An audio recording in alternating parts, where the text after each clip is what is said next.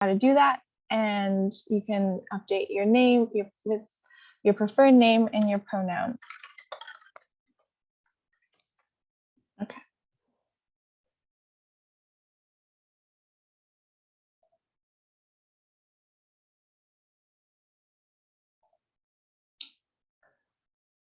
All right, so I'm just going to introduce myself. My name is Hannah. I am one of the main planners on this project, the Lower South Street Neighborhood Slow Street Zone. I'm also joined by Dan Marrow, who is an engineer of the department, and Stephanie Suskin, who is the active transportation director. So today's meeting, we will review the draft proposed design plan in its entirety, which we haven't really done so far in a virtual meeting before with neighbors. And this includes changes to slow speeds on all of the streets that you see here on this map that are in blue. And then we're going to share a little bit how the plan has evolved and changed in response to all of your feedback and share next steps.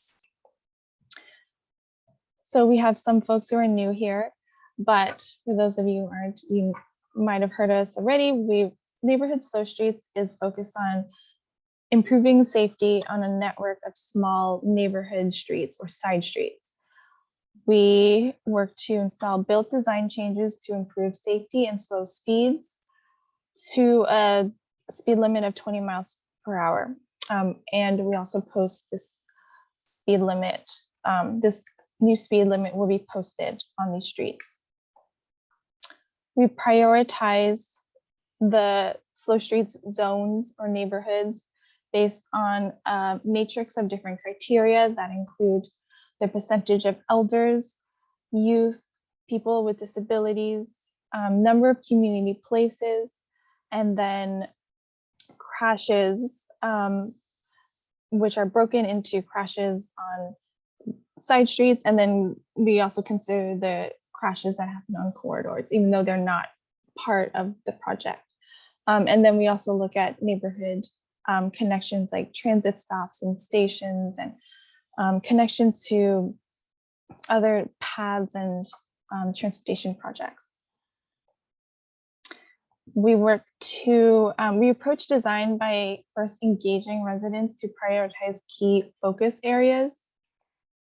We look in our designs to consider the needs of people walking, biking, older adults, youth, and people with disabilities. And the goal is to reduce crashes that lead to the most serious injuries or fatalities. We kicked off this project in a way in September 2020 with a pop-up event in Healy Field. We shared multiple information in multiple languages, and then introduced our street design tools. Talk through those with many of you, but the goal of this was really just to meet you and talk about your safety concerns and hear your safety concerns.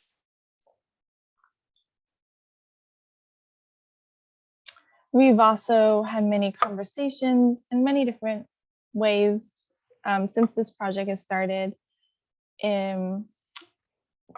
through letters, virtual meetings, emails, phone calls, many different ways that people have contributed their thoughts. So a very summary timeline so far is in 2020, we started by just listening to your safety concerns. And then in March 2021, we came back with initial ideas for how to address some of those safety concerns. And then in November 2021, we presented initial design concepts. And we've come back in other meetings, for example, in April, we've refined based on feedback we've received. But so far, nothing has been final. And so I'm just going to go into talk about the project area really briefly. So as I said, the map of all the blue streets, those are the streets that are part of this project area. and then a list of the streets is on the right.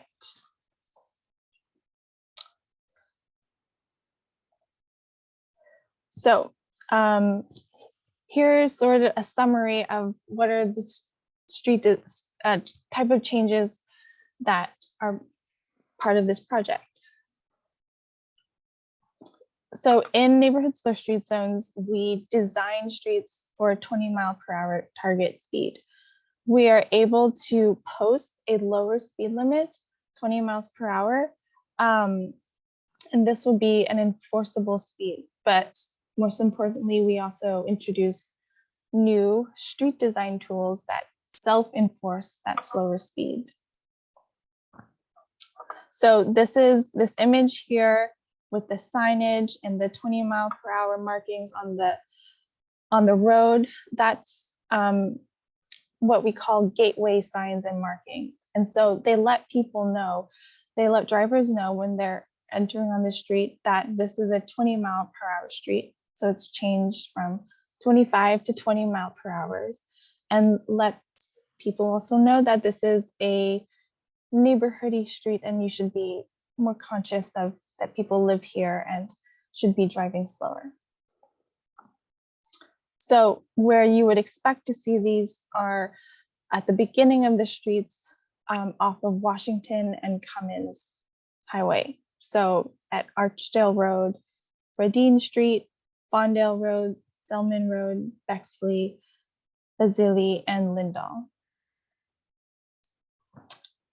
Another thing we're introducing on these streets is our speed humps. So this is an image of a typical speed hump, and we always install the same type of speed hump in the city of Boston. And they are effective in slowing speeds to 25 miles per hour. And we aim to place speed humps about 150 to 250 feet apart. So very standard. Just want to say that speed humps are not speed bumps, which you might see in a parking lot, for example. We have very standard design standards for all of the speed humps the city of Boston installs. They are raised about 3 inches above the ground and then have gradually taper off. They allow you to park on top of them. They don't impact drainage or snowplow removal or street sweeping. We cannot install them on hilly roads or curved roads, and avoid putting them in front of folks' driveways. And we're also only typically able to install them on these smaller side streets.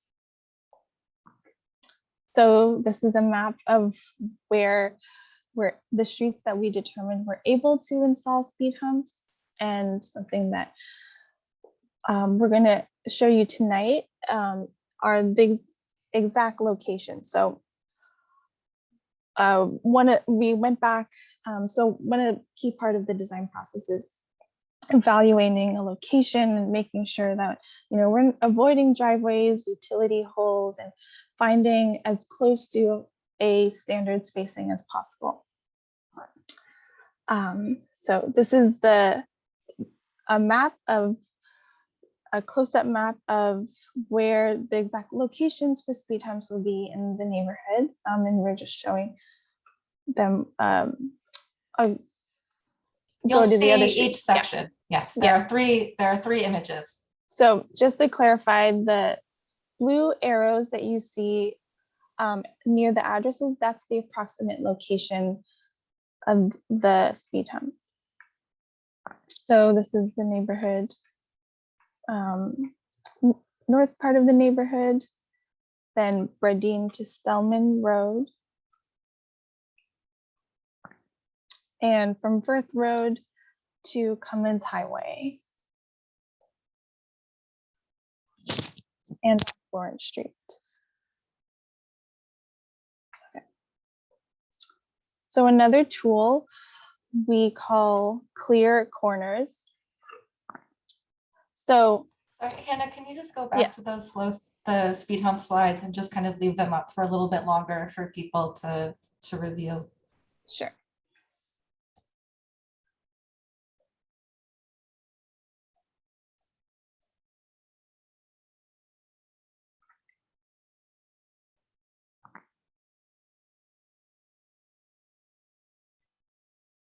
Sorry, I'm just going to check in the chat real quick.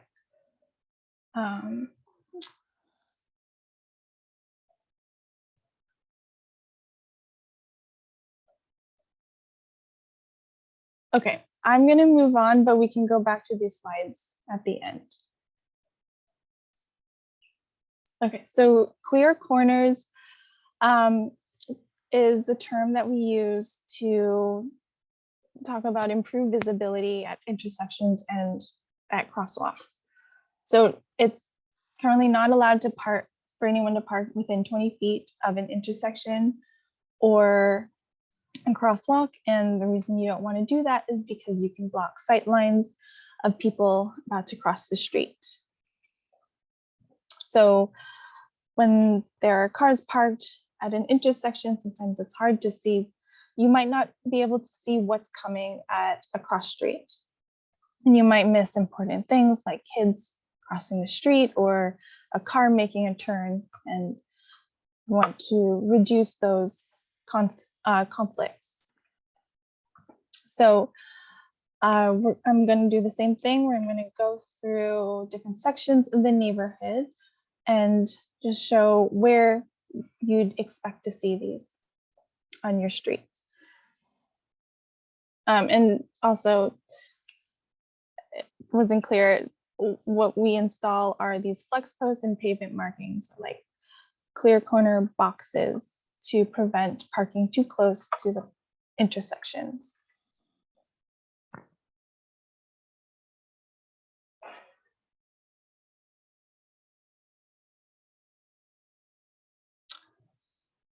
All right.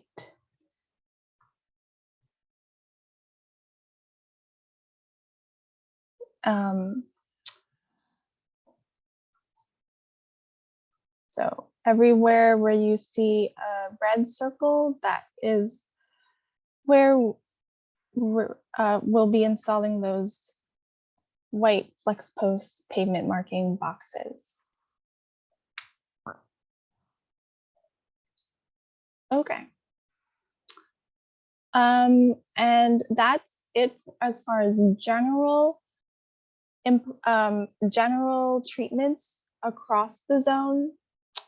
And now we're going to go into specific focus areas. So these are locations where it took a little bit more time to customize a design response. And we're focused on using additional tools to slow speeds and make crosswalks safer. So that's at South Street and Archdale Road, Lindell Street at Vicinity Street, Florence at Firth Road, and then Florence Street between Marion Street and Sycamore, right before Healy Field. Okay, and I'm gonna stop talking right now because we have this video that explains a little bit about these tools.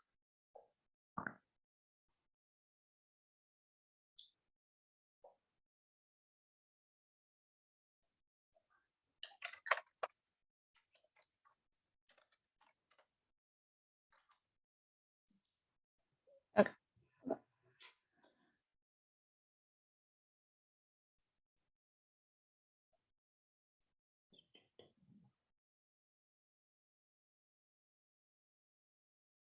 Hannah, you have to share your audio for everyone else to listen to the video.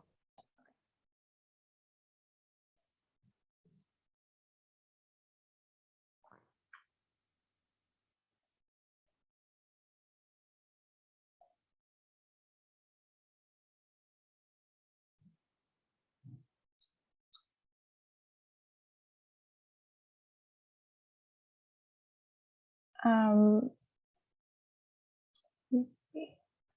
In your More menu.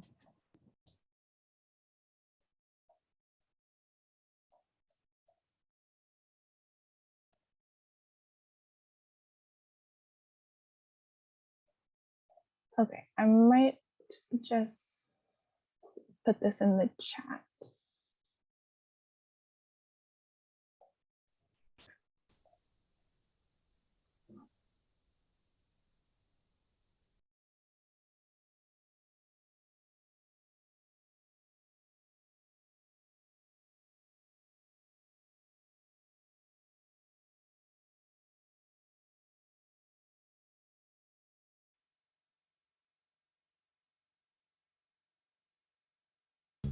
The Boston Transportation Department and the Public Works Department design, build, and maintain streets throughout the city of Boston.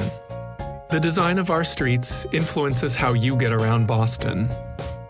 We're going to introduce some design tools that make our streets and sidewalks safer and easier for everyone.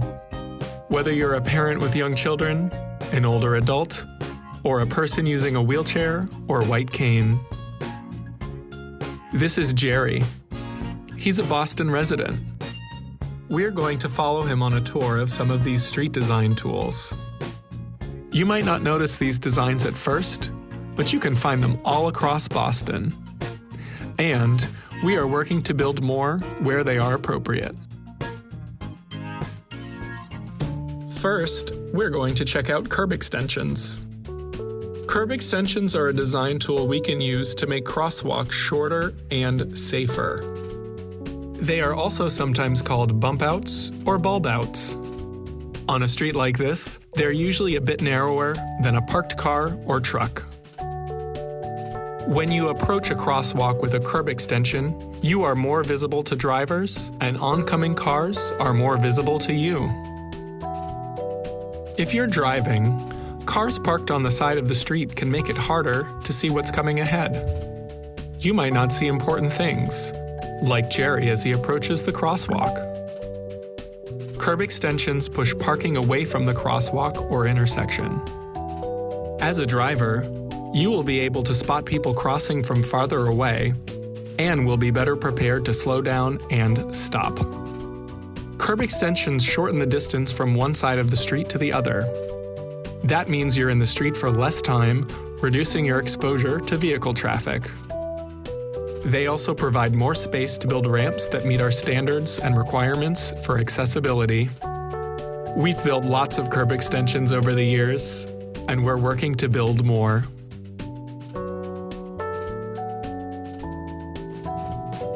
Another design tool we can use is a raised crosswalk. A raised crosswalk is at the same height as the sidewalk.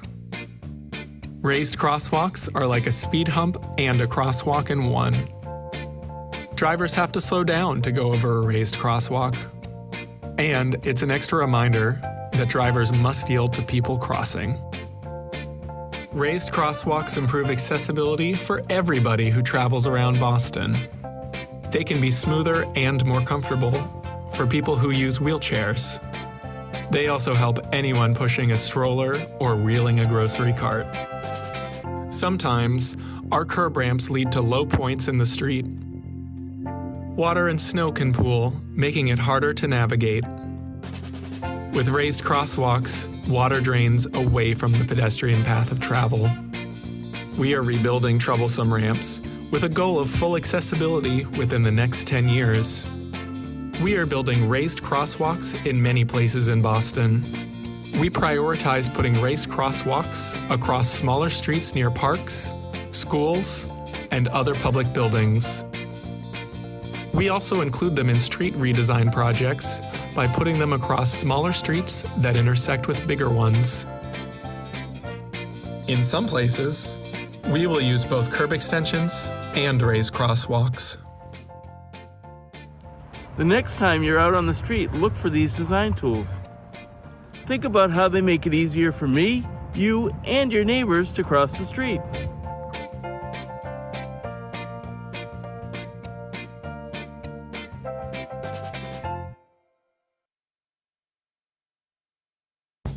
The Boston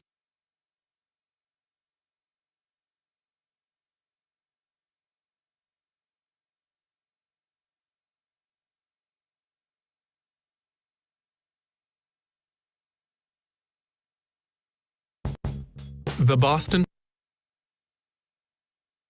You have to physically press the next button, Hannah, in your lower left.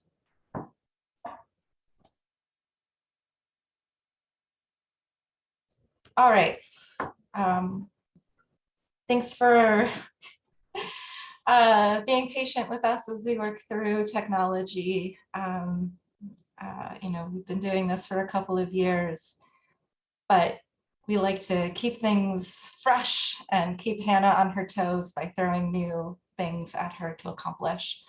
So at this point in the presentation, we are going to start talking about these focused areas where we are using additional tools beyond the clear corners and speed humps that we talked about as an approach for the entire neighborhood. And the first one that I'm going to go through is our focus area at the intersection of South Street and Archdale Road.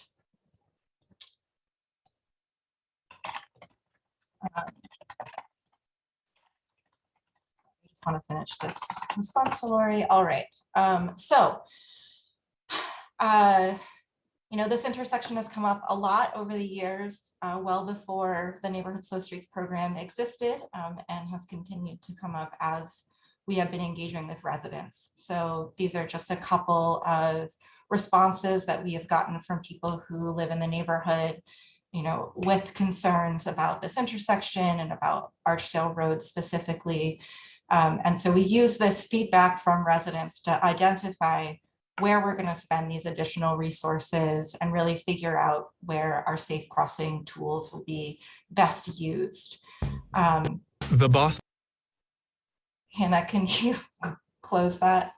Thanks.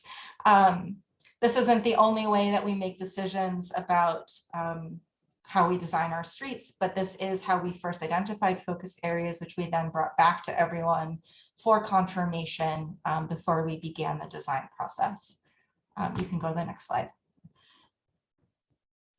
So back in March of last year, we came out with, you know, here is a very simple concept of what we could do to start to address some of the concerns that we had been hearing from residents, as well as what we had seen ourselves in our observations of the area. So this initial concept included some curb extensions, a splitter island, and 2 crosswalks. We came back in November and presented this concept that was adjusted based on feedback that we heard, some additional concerns. And when we shared this, we heard from folks that they were very excited about making this intersection work better, but we also heard from folks who felt that the impacts of this design would be too much for the neighborhood to absorb. So we have been spending the last 5 months, 6 months, really digging into what is happening out here, what else can we look at, how can we move you know, this intersection along in a place that responds to what communities have discussed.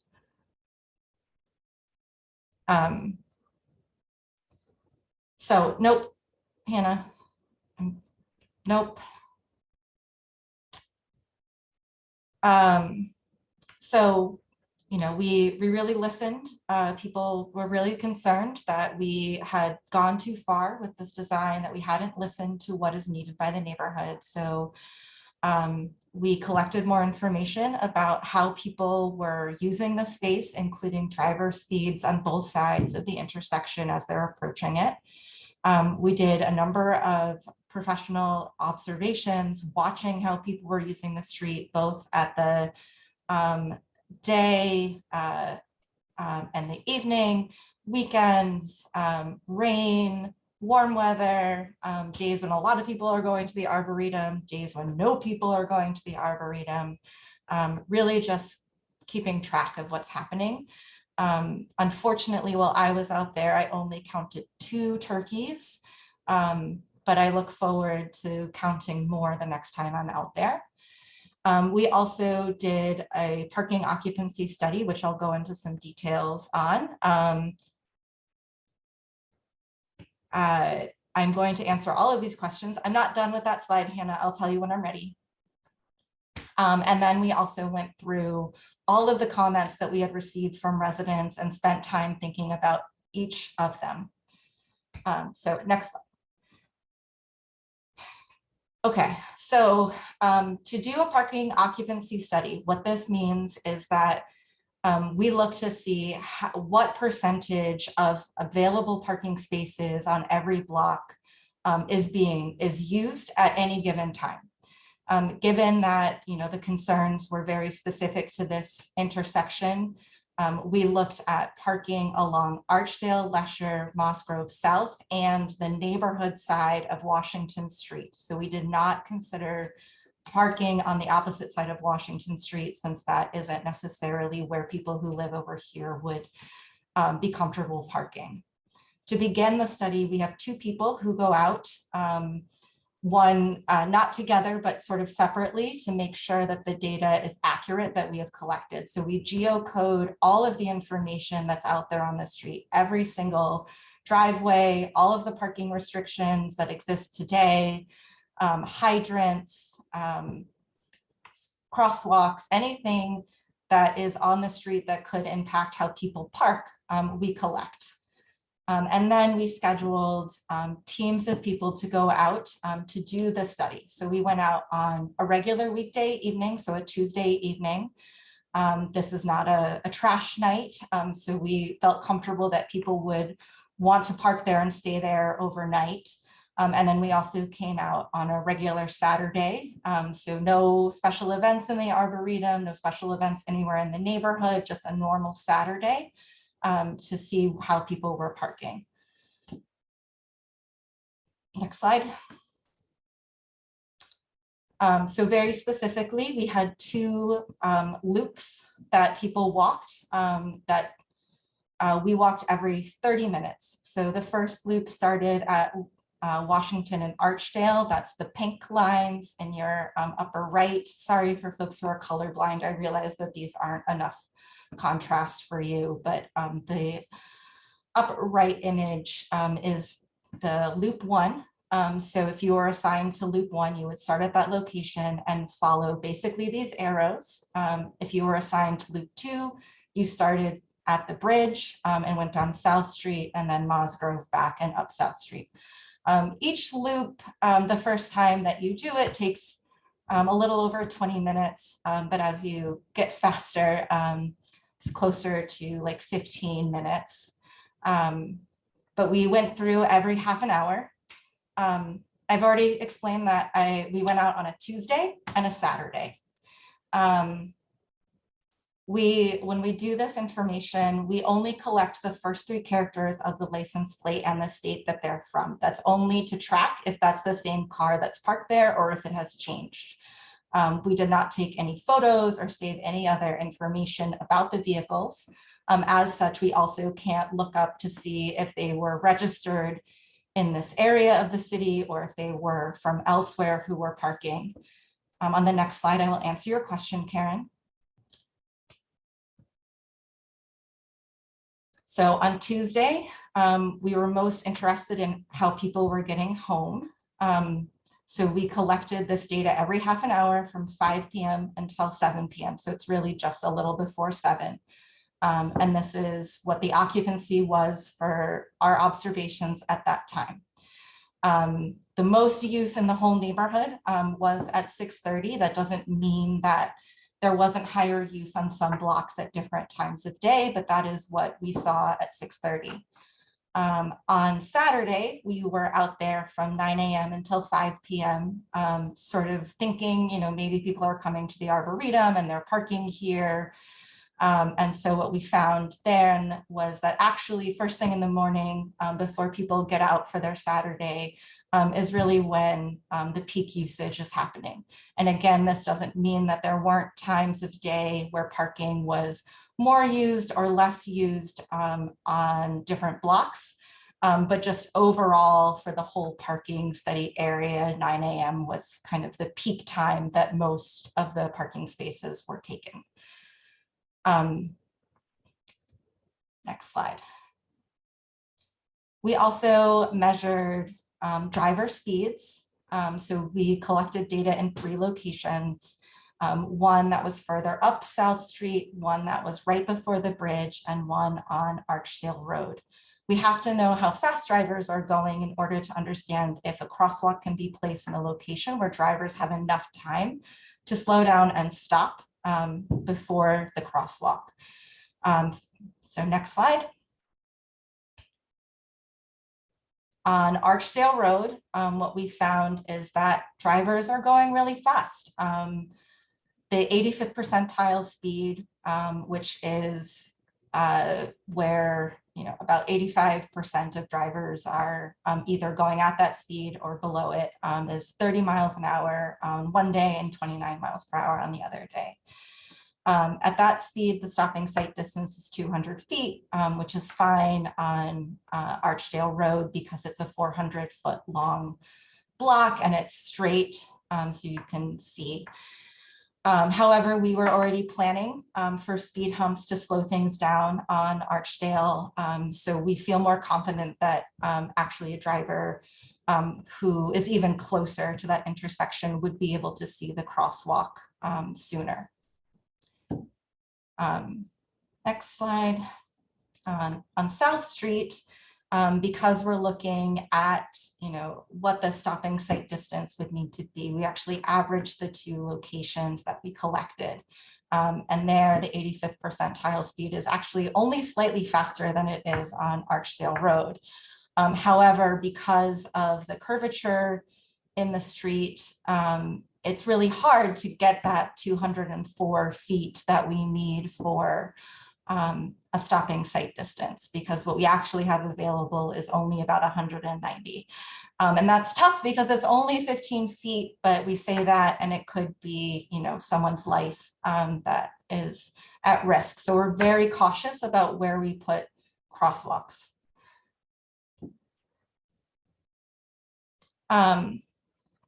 We also went through all of the additional ideas from residents. So these were some of them that came up. I went through all of the comments that we received, and these were the most sort of actionable issues that came up.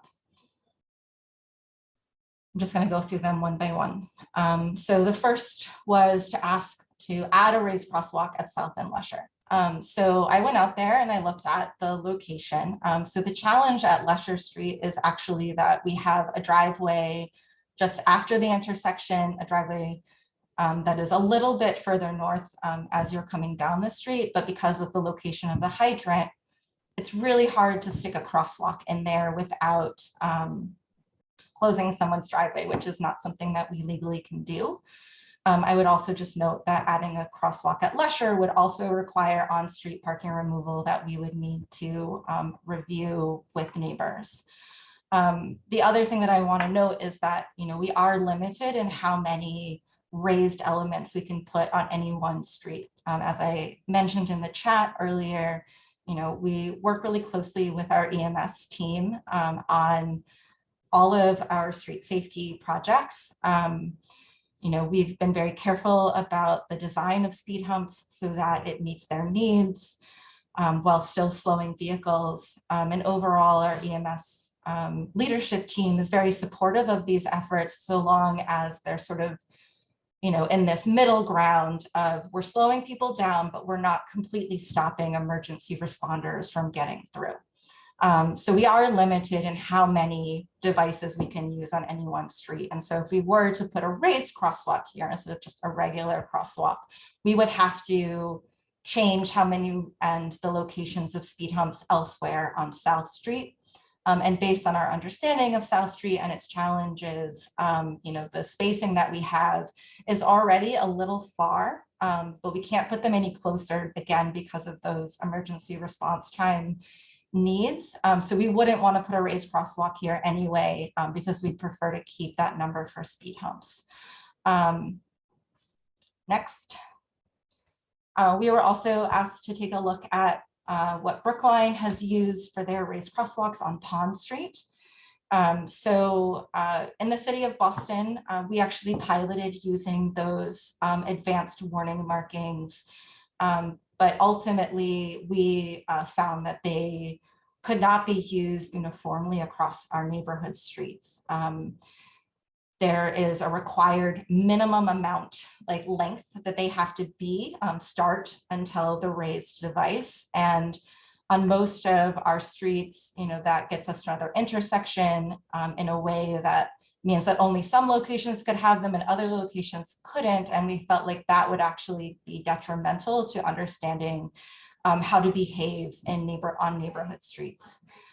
So the signs, markings, and construction methods that we use for raised crosswalks and speed humps are consistent with national guidance, but are also the same types of things that you would see in Cambridge and Somerville. We were also asked to take a look at, what if we tried to narrow South Street from Bussey down using flex posts and kind of delineating a space for pedestrians. And unfortunately, that's not something that we do in the city of Boston as a regular practice. It is an unusual thing, and per our requirements for Americans with Disabilities Act and the Public Right-of-Way, that kind of design can actually be problematic for people with disabilities because it is unusual. They're not quite sure how to use it. We also would not be able to sweep or plow the area because it would be too narrow. And so it would just kind of be a mess and it wouldn't be usable, and the flex post would be damaged. We were also asked to take a look at adding more signs. And the reality in Boston, frankly, is that we have put up a lot of drive slow signs and they have done nothing to encourage people to drive slower on a consistent basis. So we do provide all of the required signage for our crosswalks, raised crosswalks, and speed humps across the city. In some places we can add more signs, but we do want to be very careful because the more signs that you put up, the more it just becomes visual clutter and people don't pay attention to them. Karen, I have actually responded to your issue about ambulances if you scroll up in the chat. And then we were also asked to paint the bridge to say, like, thank you for slowing down. And while like that's a lovely idea, and like we would definitely support anyone who wanted to create a mural on the bridge and kind of enliven that space. Frankly, that's not something that this program can do. It's something that you could do through the Arts Commission in partnership with the MBTA, who owns the bridge. Within our program, we also try to limit our use of signs that require knowledge of reading English, because we have a lot of people who do not read English, and in fact, maybe don't even read the language that they speak. So we're really focused on self-enforcing, designs. So at the end of the day, we've gone through all of this, and what we have been working on now is sort of pushing the envelope on how many raised devices we can do on any given street in the city. And we are trying to get all of the approvals together so that we can place 2 more speed humps outside of the zone in the Arboretum on South Street to slow drivers down before they hit that curve. If we're able to slow them down closer to 25 miles an hour, that does mean that we would be able to put in another crosswalk. However, again, we have already placed the maximum number of raised devices on a single route that we've already shown you in the speed hump plans. So this is really like, we have to make sure that we've been asking everyone to confirm that we can do this, because it is out of the ordinary, but we believe that this is an important location. We see a lot of people who are crossing the street to go to the Arboretum, and we also understand the neighborhood's concerns about the impacts on the parking. Next slide. So this is a zoom in on what it looks like with both.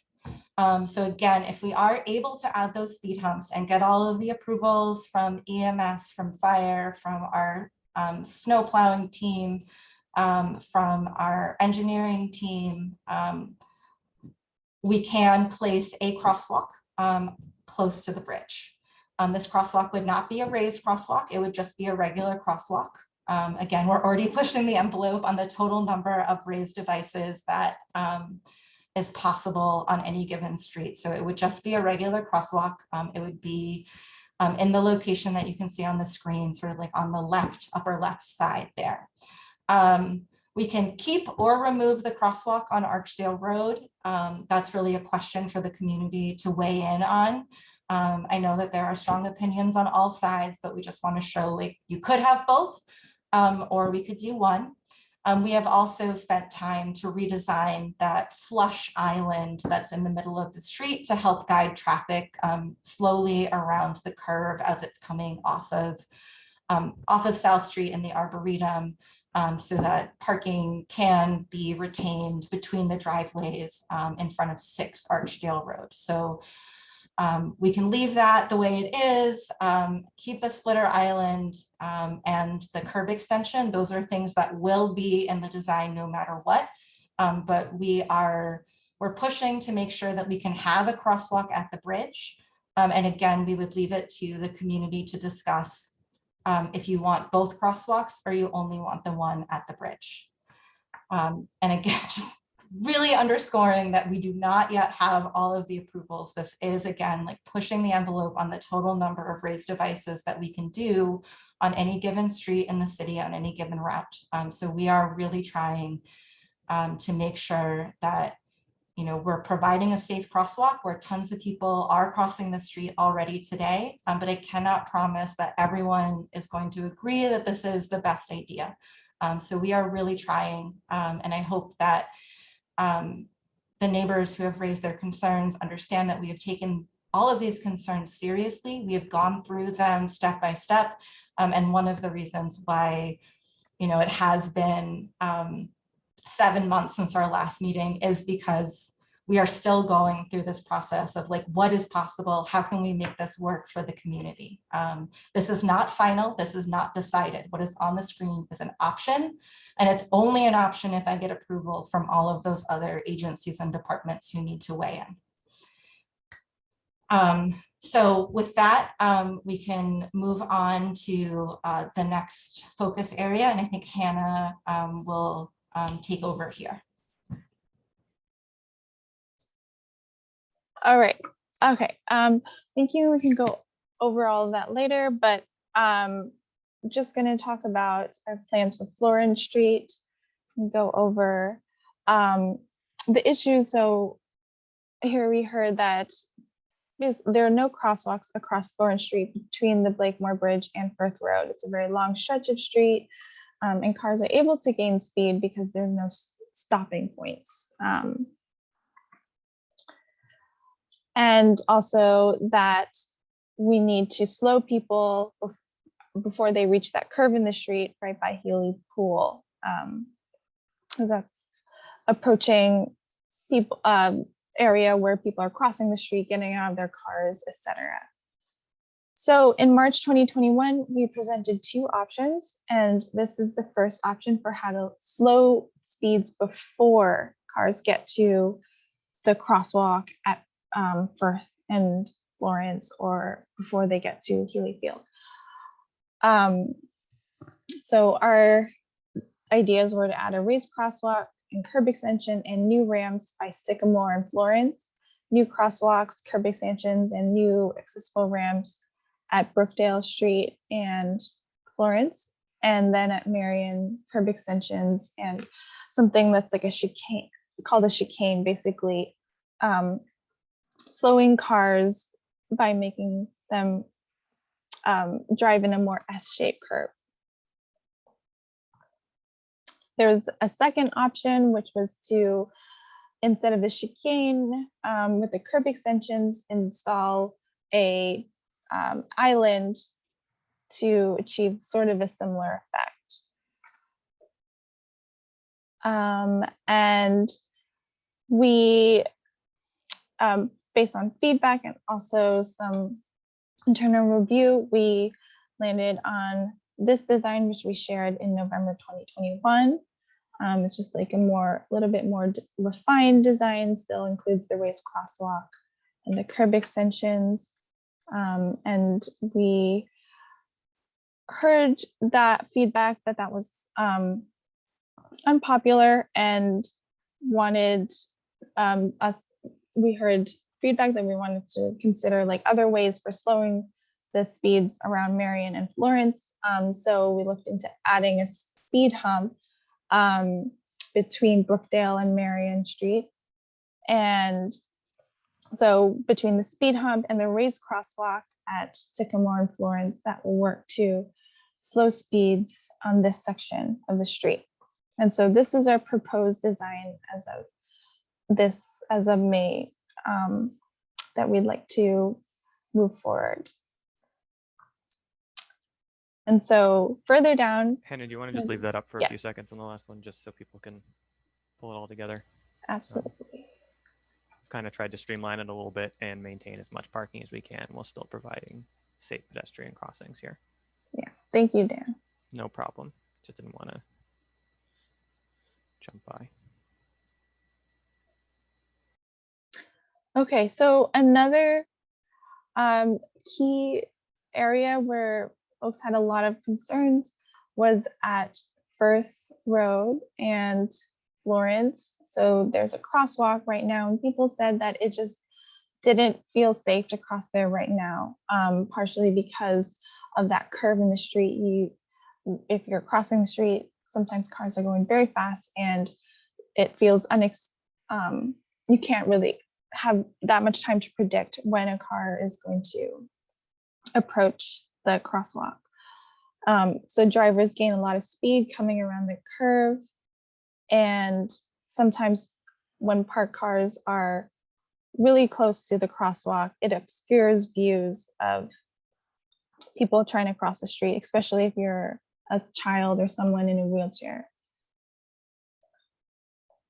So the two design options we presented in March 2021, option A was to install a crossing island, and option B was to install a raised crosswalk across Florence.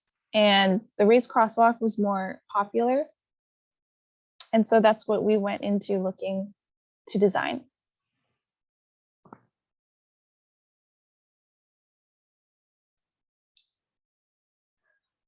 So what the design entails is a curb extension, repainting the crosswalks on both sides, and adding new accessible curb ramps.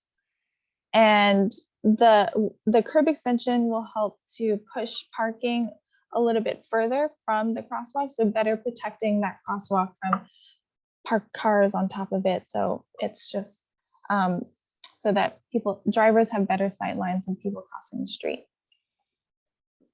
All right, I'm just gonna leave it on for a minute.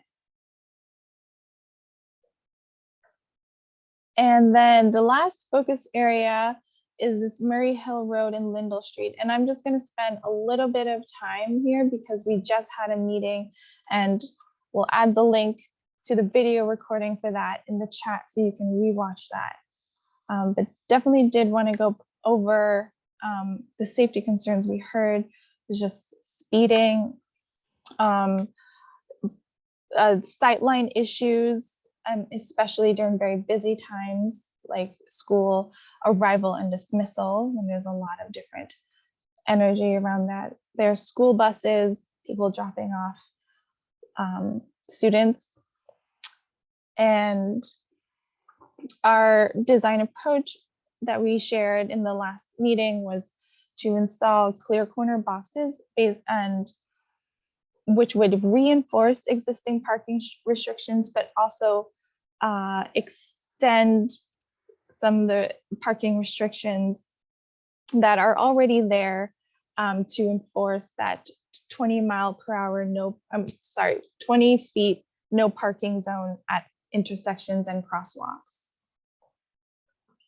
So on this map, you see the speed humps, but also the lines indicate the parking restrictions. So the red is the existing parking restrictions just with signage.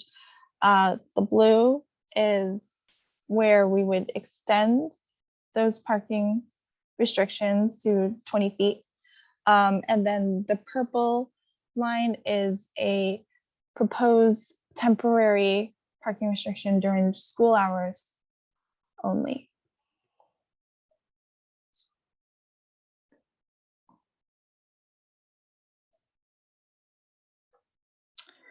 And we shared information and got some feedback that some folks wanted us to scale back on those parking restrictions in front of their house. And also to look into also enforcement and seeing if enforcement could enhance some of the restrictions that we would install with flex posts and physical materials. Okay, so that's about it for as far as the design concepts, and you can definitely go back to that in a minute. But I just wanted to share again where we are in this process. So we're still in this engineering study phase where we're looking into the feasibility of these different options, presenting them to you, getting feedback. Always hear so much, like we get emails every single day, but nothing is final. And but that is the next step that we want to move forward to, so that we can get these changes in sooner rather than later.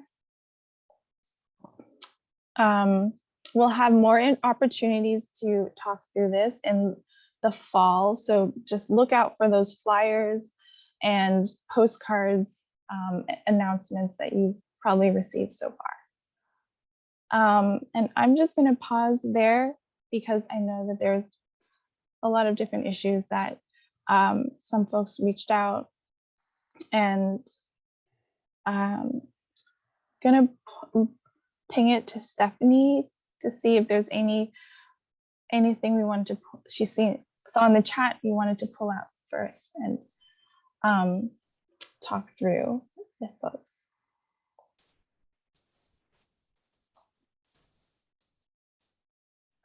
If you have a question, you can raise your hand. Hannah, could you put up the reminders on the screen? Yeah.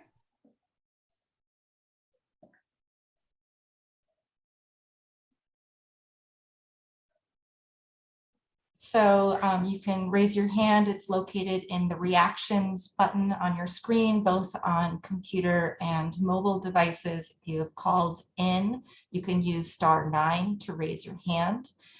We know that this was a lot of information for one meeting, and we really appreciate you sort of sticking with us through all of that information. We will be posting the recording as well as the slides and online. We are also going to be releasing all of the comments that we have received, all of our emails, any of our notes. So you will be able to dig through as much as you want or as little as you want. So all of that information will be online and available to you in the next week. So tonight, if you can please keep your questions brief so that everyone who wants to speak up has the opportunity to do so. We also really encourage you to focus on your own needs and use words like I and me, especially because I know that there are some tensions and differing viewpoints. I really want you to focus on your personal viewpoint and not on your neighbors. So with that, Karen, your hand was up first, so I will ask you to unmute. Am I good? Thank you.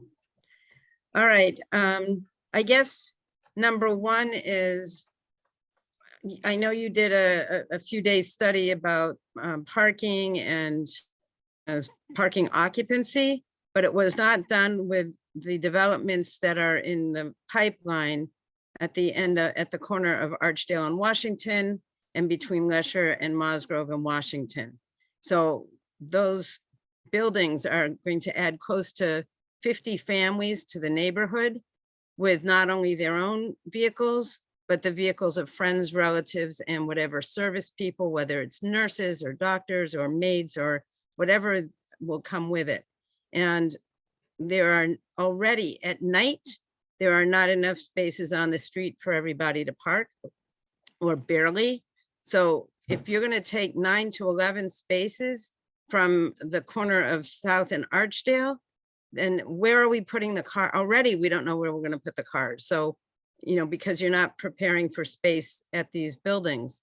So that's number one. Number two, as I I'm just had gonna mentioned, pause, sorry, like one All right. question gets an answer and then you can ask your second question, but we do Okay, need to sure. make sure Thank that you. everyone is going. So okay, the number of parking spaces that would be impacted by the previous plan that just had the raised crosswalk on Archdale at South is not 9 to 11. It is because there are so many driveways, finding a space for the crosswalk requires those 2 parking spaces. And then on the south side of the street, 1 additional space. But again, because of where the driveways are located, there is a little bit of Archdale before the curb that is kind of like a 3/4 of a space technically, but I know people squeeze in it. So that's what the parking lot looks like. No, that's- Again, I'm sorry, I'm not okay. finished. Again, All we right. redesigned the splitter island to retain the 1 parking space in front of 6 Archdale between those driveways. And What then about in front of 4 Archdale? I'm getting there, thank you. All right, thanks. And then there is your driveway, which every driveway in the city of Boston is required to fit at least 2 vehicles. And then your driveway, there's a little bit of space between your driveway and the hydrant that we observe vehicles parked in. That would also be, I mean, technically it's not legal because it's too close to the hydrant. But you know, we look the other way on these things all the time, and we would continue to look the other way on that kind of thing if you were to. We wouldn't be able to fit there with that triangle. We would not be able You to. would be able to. We did shift it so that it was closer to the other side of the street. The triangle is flush and there's room between the curb and that flush triangle for someone to pass a parked vehicle if someone were to park there. So we did work really hard to redesign that island to retain as much of the curbside space on the north side as possible, while still providing a safe crosswalk. What about the on other the south side? Yeah. Thank you. I'm gonna Okay. keep going. I know. All right, sorry. Go ahead. On the south side, what we believe, and which we confirmed with our engineering colleagues in the fall, is that technically there should not be parking on South Street past the bridge. There is a sign that says no parking, but there is no sign that ends that no parking. That sign should be placed approximately where there is a non-compliant curb ramp that serves no crosswalks. It would be to the Arboretum side of that, and then parking would be able to continue on the other side. On that side, we estimate about 1.5 spaces, but knowing the neighborhood and how people park, that half a space is also easily found just by smushing a little bit further in the other direction. So our redesign really is trying to keep the parking where it is. We know that it's tight. Again, we did the parking study. We saw 100% occupancy along that north side of Archdale. So we understand, like, we know that it's tight for folks. So we really have tried to make sure that our design impacts as little parking as possible while still achieving our goals of creating an intersection that is much safer for the people who are using it on a regular basis, whether they're crossing the street or driving or riding their bike or whatever you're doing, and whether you have a kid with you, you're an elder in your family. We're really trying to balance the needs here. And so I hope you understand that we have been very thoughtful in going through every single detail to figure out how we can minimize the impact. We heard you and your neighbors loud and clear. You do not want that level of impact, and we have worked really hard to lessen that with our design that we've been working on since November. I do want to go to the next person. Oh, you told me that I your... had one, I was Okay, allowed more fine. than You can one ask your question, second but one question at a and then I time. will go to the next person. You Thank also for didn't reminding me. complete, you also didn't complete the number of parking spaces lost. I told you because that it's a. No, yes, no, let me explain. When we look across the street from our house on the side of, on the other side of South Street, coming from the bridge, there are generally about 3 cars parked there in the correct spaces, not where there's, you know, they're not supposed to be parked. And you said that's going to get down to 1.5 spaces. So yep. You're already losing so that's 1.5 that's there. 1.5 there. And like I said, there's about. But you can't park a half a car. Well, in our terminology, we consider a parking space 20 feet. We know how people park in Boston. You park much closer. So when I say a space and a half, what I mean is about 30 feet. So So the cars we're- parking there are generally SUVs, so you've lost a space there. You've lost a space, you said a half a space on Archdale, so unless you put the two halves together in somewhere to get another space. I you've understand that it's lost- not exact, and it's frustrating because it can't be. That's just the way that it is, right? Because of the way that the driveways are on Archdale, that crosswalk has to be between the driveways. It can't be in front of a driveway. That would close the driveway. So it No, has I to be in the understand middle. that. What So I'm that's why trying to there's that figure out is extra the half a exact space. number of parking spaces lost with your design. And so what I'm trying to understand is, I think that the total is probably around 6. But again, I that beg to number, differ, but that's fine. At any rate, it's still six too many. But I- then what I also don't understand is the potential of putting the crosswalk by the bridge as opposed to putting it across Archdale to south. so I just want to clarify, is that your second question? No, it's not. It's, Okay, then it goes along with your parking spaces. Because if you I'm not clear if you were on to what put the question you're crosswalk at asking the at this bridge, you won't lose any of those spaces. We So- still will be restricting some spaces on South Street to build the curb extension. Okay, that's true. The second question is, from what we understand from the person who is in charge of the Archdale Roslindale Coalition, and Beverly Spence is on this call with us. There was an agreement with the city years ago that Archdale should be a main artery for ambulances to come down Washington onto Archdale to get quickly to the Faulkner Hospital, and putting any impediments along the road would violate that agreement. So I want to understand how EMS is saying that it's okay, and whether ambulance drivers have said that it's okay, because we know how important this road is for ambulances. Yep, so that's your second question. I will answer that now. So as I said, we work very closely and directly with Chief Hooley at EMS. We have gone through many years of working with them on speed hump design, including by piloting speed humps in the city of Boston through the start of this program back in 2016. So what we did then was we came to some agreements about the design. We talked about their vehicle needs. We talked about the trade-offs between increased crashes and the potential for more crashes as people are going at speeds that can kill or seriously injure people. 30 miles an hour is really fast for a residential street. Our speed limit right now is 25 miles an hour. So to have that be the 85th percentile on Archdale, you know, is very scary. And I understand that you live there and this doesn't seem to be a concern for you, but I have heard from others that it is very concerning how fast people are coming down the street. Who are the So what we others do, on this? I'm sorry, let me finish. This is your second question. I'm trying to answer it. So we are in constant conversation with EMS. I have meetings, we have meetings with them almost every month. We have email conversations with them.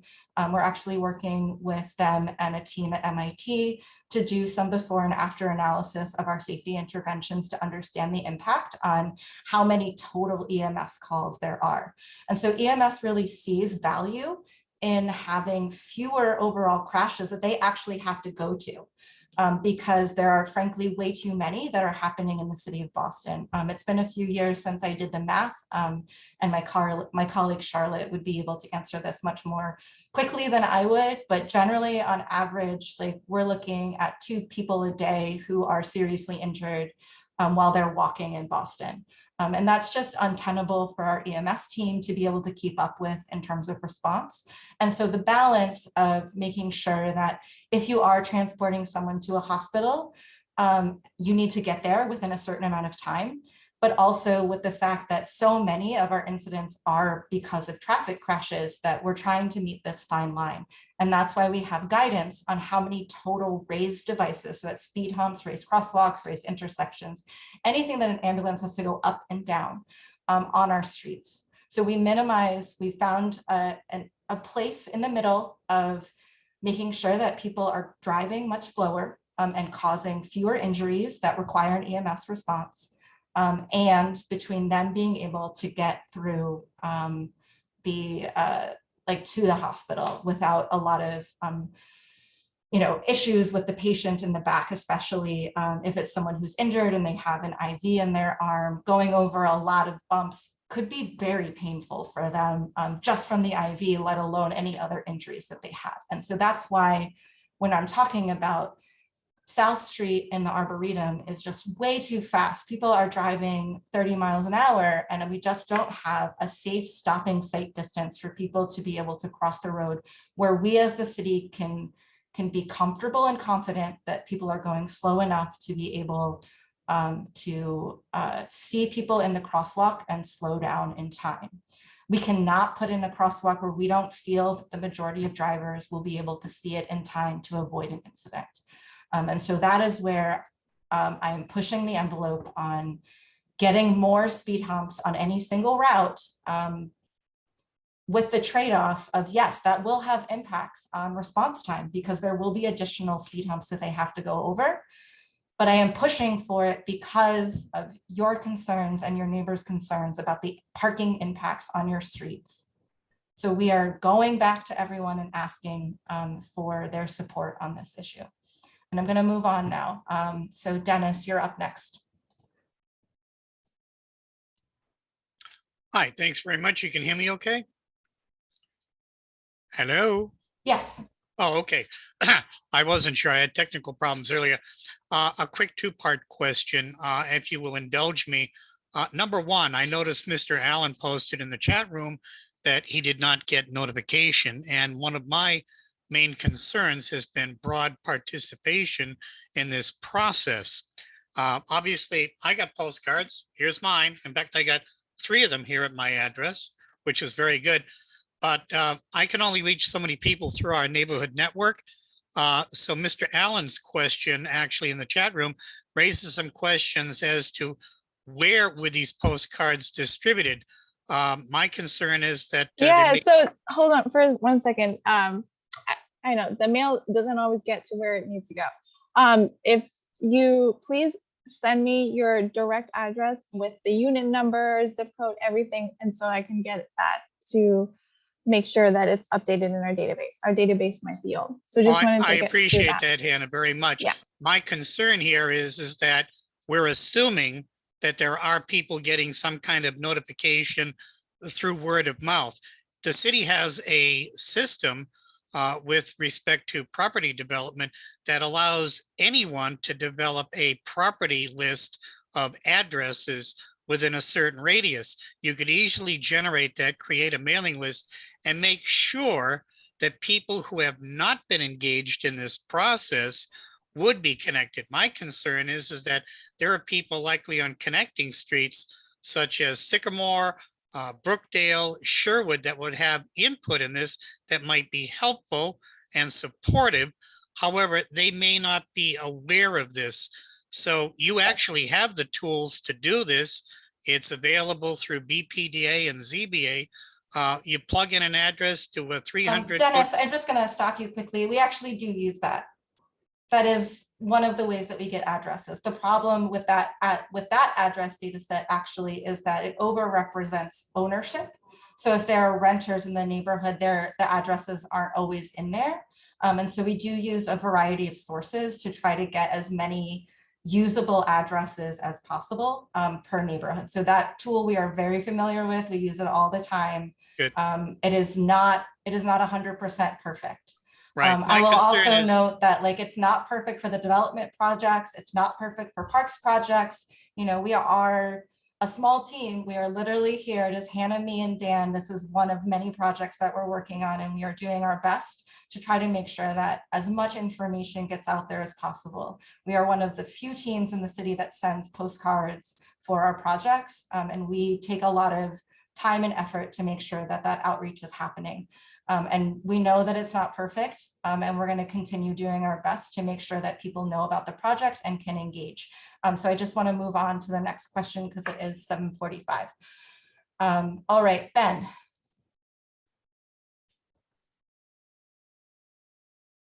Hi. Thank you so much. Can you hear me okay? Yes.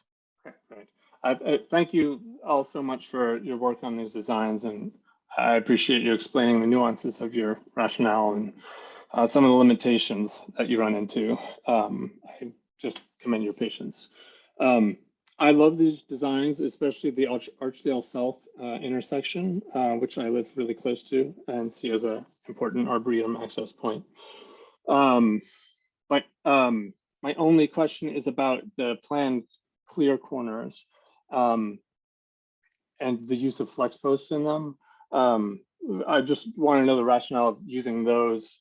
You know, I witnessed the flex post clear corners in Adams Park in Rosendale, in front of the Citizens Bank, other places are just not very well respected by drivers. So that's my only concern, and just why not hardscape? But that's it. So thank you all so much. That's all I have to say.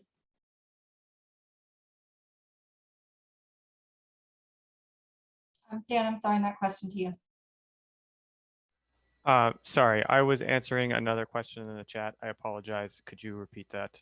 Never mind, I will take it. Thanks, Dan. So understood that, you know, parking restrictions across the city are not uniformly followed. The pavement markings and flex posts are there to simply re-emphasize the parking restrictions that are posted on the signs. The signs are the regulation and they are enforceable. I know that our enforcement team is not everywhere all of the time, and that's something that, you know, we've heard repeatedly throughout this process and in other neighborhoods. And so the flex posts and pavement markings, you know, we don't expect 100% compliance, and I don't think that there's really anything that could.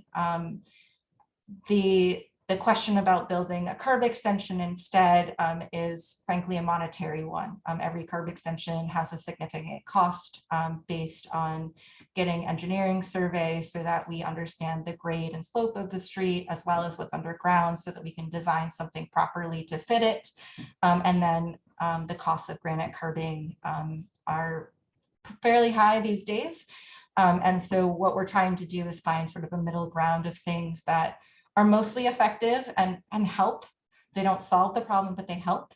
And places where we have to spend more time and resources to get a safe solution.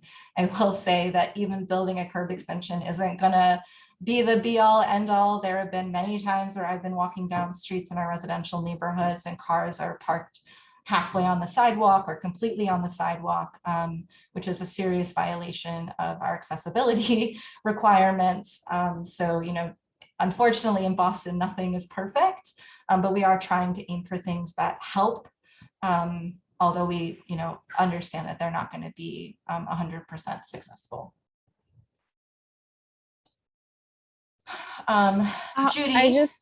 I just wanted to go over really quickly some questions that were in the chat. I think we can answer those super quick. One was about daylighting, clear corners at Flexpo and the flex posts at Lesher and Moss Grove on Washington Street. We can't install that clear corners treatment on Washington Street because of the bus lane is there. So that, unless Dan or Stephanie, do you have anything else to add about that? And then at Lesher and South, we're aware that there's a stop sign that is not typical and isn't a tool we'd use in that way. So we don't have any plans to take direct action on it right now, but we are trying to achieve the probable goals that stop sign was trying to achieve, which was to slow speeds and create a safer crossing across Lesher. So we are going to be installing the clear corners right in front of on South Street, approaching Lesher and approaching Moss Grove, so that if someone is crossing the street, they can be seen by a driver. But as of now, we aren't planning to take any direct action, but if the neighborhood would like to talk about that, we can definitely look into that.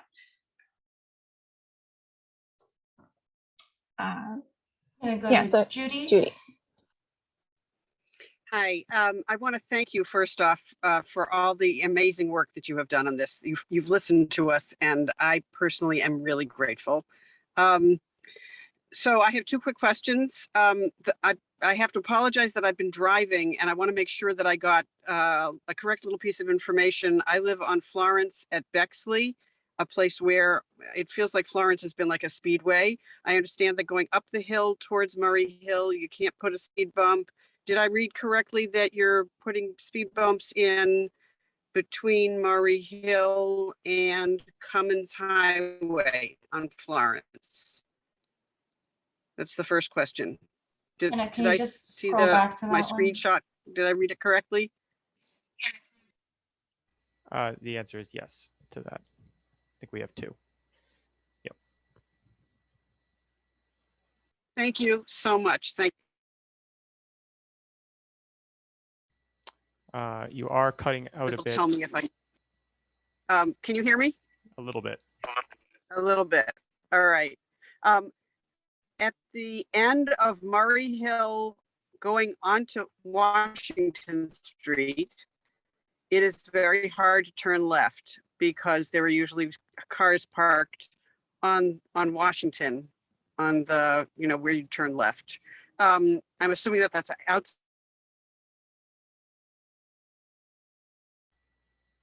It seems like we have lost Judy. I will try to take care of her when she comes back. Yeah, I don't know if she was asking about whether there were visibility issues also on Washington Street at Murray Hill and Firth Road on the other side of the neighborhood.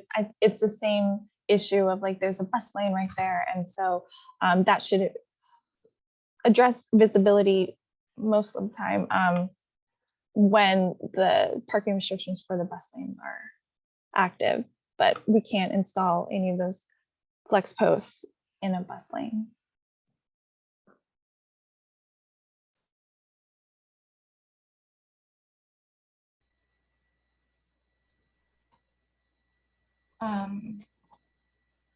There is a question that's still unanswered in the chat.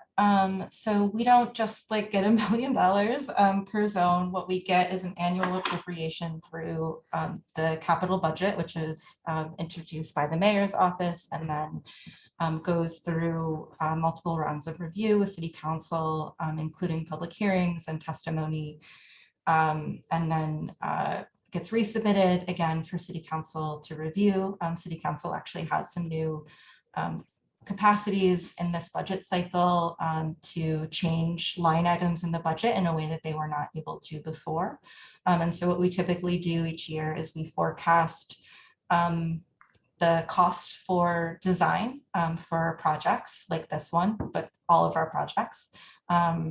We have a line that's called Vision Zero, Neighborhood Slow Streets, and that line in the budget funds our estimated costs for design, as well as our probable costs for construction and definite costs for construction that would be happening within the 5-year capital period that the budget covers. So we don't know actual final costs of our construction until the project is put to bid and a contract is awarded. But we do use past contracts to create the probable cost for our zones.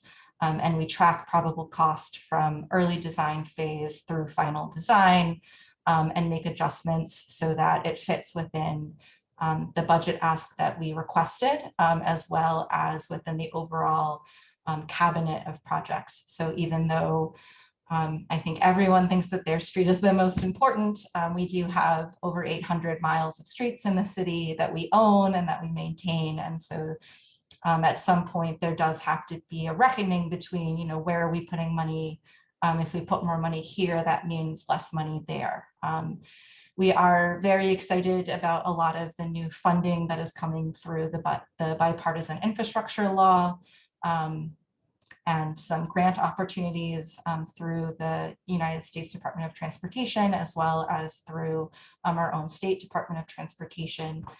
These projects typically are funded through city capital largely through a combination actually of parking meter revenue, property tax revenue, and bonds. The city of Boston has a AAA bond rating, so we actually like to use bonds for capital projects because we know that we'll be able to pay them off, we'll get a good interest rate, and we know that these are projects that people really want. While I say like each zone is about $1 million, some zones are a little bit more, some zones are a little bit less. It depends on the size of the zone and any unknowns that we may find. So for example, we have a zone in Chinatown where we are also planning some raised crosswalks. They've actually been fully designed, and then we found out that like actually Boston Water and Sewer is coming in and making some changes before we would get there. And so now we're spending more money on a new redesign so that we can better match what Boston Water and Sewer is doing. So it always changes year to year. There's all kinds of things that we don't realize until we dig a hole in the ground, unfortunately. So that isn't just a guaranteed pool of money, but it is something that we advocate for within our own departmental submission to the mayor's office every year. All right, Lori, you've had your hand up. Thanks. Yeah, it's interesting, the budget. I've been attending a lot of budget meetings, and there's a lot of competing claims for dollars. So it becomes even more critical, but I'm not going to go into that. I just want to say, I hope that you can read the email summarizing the conversation I had with your team. There are answers there. There are questions there that haven't been answered. I've done everything you asked. I've watched tapes, I've looked at crash data, I've done the whole thing. And I think it would really help if you could just answer that letter. And we may just have to agree that I'm not getting the information, and let's just leave it. And but answering that letter that summarizes the conversation would be super helpful. So I'm putting my request in, and thank you very much. And thanks for the presentation. Thanks, Lori. Brian?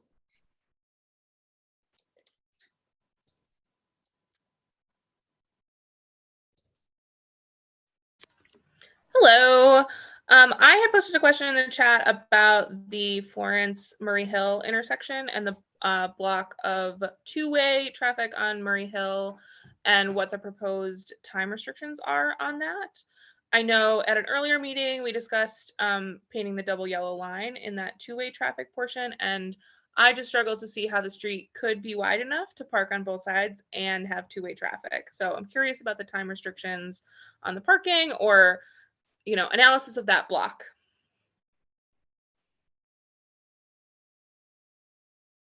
Dan, you want to take it? Yes, I don't have the parking restriction times on the top of my head, but I can explain how the block works now. The block is about 24 feet, maybe 25 feet wide, which you're right is not wide enough for parking on both sides and two-way traffic at the same time. We have this condition in a lot of places. It forces people to go slow. The only way you really gonna get two-way traffic here is if you go to parking on only one side. If you have noticed anything about these conversations, people are very protective of their parking. So trying to have time restricted is basically our compromise, where we say during the worst part of the day where we really need the space for two-way, we do not allow parking here. And then when residents want or need it at night, they're able to park there overnight. And then it will make it more difficult. You'll have to go slow and kind of pass each other to get through. And that's kind of how that works for the middle portion when there is parking. Because you are right, when there are cars parked on both sides, you cannot fit two cars past each other. People have to wiggle around in driveways or wait. I hope that answered your question. On to Steve. So I just want to lift up what Alexandra put in the chat. So our current proposed parking restriction on Murray Hill would be between 7 and 6 on school days, which matches the restrictions on Vicinity. The Charles Sumner does have programs that start early and end quite late. So we're just trying to keep consistency between the two blocks. That said, these are signs. They can always change. If we find that that's too much restriction, they can be changed to be fewer hours. But we do know that if it isn't enough time, like if we end the parking restriction at 4, let's say, that's actually when the school gets out. And so we would probably start seeing people parking there 3:30. So we don't want to enable conditions during those really bad times. But again, they're signs, so they can always be changed, removed. They're very flexible. Hannah, if you're saying anything, you're muted. Yeah, Judy's question is about the time frame for making the decision about this. Sorry. Judy, do you want to? Right, so, well, Steve actually had, Dan unmuted Steve, so we'll get to Judy's question afterwards. Okay. This is an amazing display of democracy and local control in action. I congratulate you all on the care that you have given to this project over a very long time. I'm very excited about the possibility of not worrying every time I take my grandchildren to the Arboretum from Colgate Road, that is cross Archdale and south. That's the worst place for pedestrians that I know of in Roslindale. And what you show there looks like it will do as much as possible to solve the problem for many people who use the pedestrian ways around Roslindale. Thank you. Thanks, Steve. We are really trying. All right, so Judy's question is, what is the time frame for proposal approval and installation? So there are a couple of factors here. One, as I mentioned before, we still do not have a decision about the speed humps on South Street within the Arboretum. I'm hoping that we can get to a decision very soon and be able to communicate that decision back to the neighborhood. My goal was to have it for tonight, but you know, people are very busy. It's hard to get leadership attention when they're being pulled in a lot of different directions. So that will impact our schedule for design. What Hannah has on the screen is what we're hoping to do, which is to be able to continue to work the design over the summer and basically share hopefully the actual final plan in the fall and be able to put it in a package for bid for construction. In terms of feedback from the community, we will be sending out all of the materials. We will be sending up follow-up mail. We heard you loud and clear that you don't think that we're reaching enough people, so we will be looking into what else we can possibly do to make sure that folks know. I will say that word of mouth is really helpful. We don't know everyone in your neighborhood, and I'm sure they're all great people, but we don't, even if we went door to door knocking on doors, it's not possible that we would actually meet with everyone and be able to talk with them at length. So we will do our best. As Hannah said, we are going to have some additional events this summer in person to try to catch people when they're out at the park or walking by on their street to answer questions and talk to them. So, you know, we will be taking iterative feedback and you know, still working through those internal approvals over the summer. If we don't feel confident that the community is behind the plan, the whole thing will be delayed until the point where we do feel confident. I will say that it usually takes us about 2 years between final design and shovels in the ground. Just to be very honest, we would love for them to actually be out next summer, but I can't promise that given the you know, the uncertainties with making sure that everyone is on board with the plan.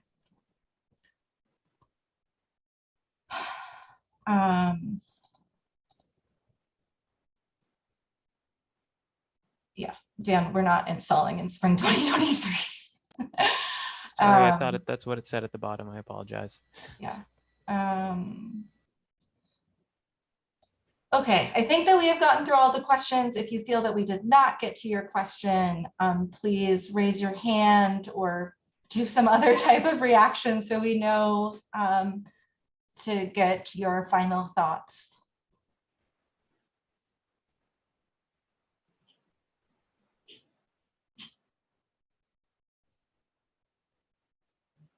Okay, seeing none, I'm going to call it. Again, we will be posting the recording and sharing the slides. Everyone who joined, oh, we have another question. Thank you. Just really quickly, are we going to have an in-person meeting or? As Hannah has shared, we will be planning some in-person events over the summer. Okay, so, and I really feel it would have been beneficial for us to split this meeting so that the neighborhoods of Archdale South could have the conversation about Archdale Road and South Street, and the Florence neighborhood could have a conversation about Florence Street. Okay, thank you. So I'm just gonna wrap it up because it is after 8. It is after 8, yeah. And we all have to get back to our lives and our dinners and such. But I just wanted to say thank you to everybody who has showed up, whether you're here tonight, sent us an email, or perhaps we saw you at the Healy Field pop-up and you haven't signed up in haven't attended a meeting since. We collect all of the feedback that you share, so whether it's by email or this chat, and we look through it and review it. So there's some stuff that we may take us a little bit of time to get back to you or like look into it, but we do very seriously take into consideration all of the concerns and comments, and we have heard a lot of support for safer streets and our designs, and really it's shaped by the conversations that you've had as a neighborhood and with us. So I just want to say, I know that not everybody can come to a meeting like this, but we do have more ways to be able to be constantly engaged with us, in addition to trying to reach out to people through postcards and flyering and such. But so our website is boston.gov/slow-streets/lower-south. If you want to send us an email, slowstreets@boston.gov. I've also received a lot of phone calls from folks who receive the postcard and my number, and that's also a great way to get in touch. So thank you, everyone, and I'm going to close it right now and just share that we appreciate you showing up tonight, and we'll keep in touch. Good night. Thank you.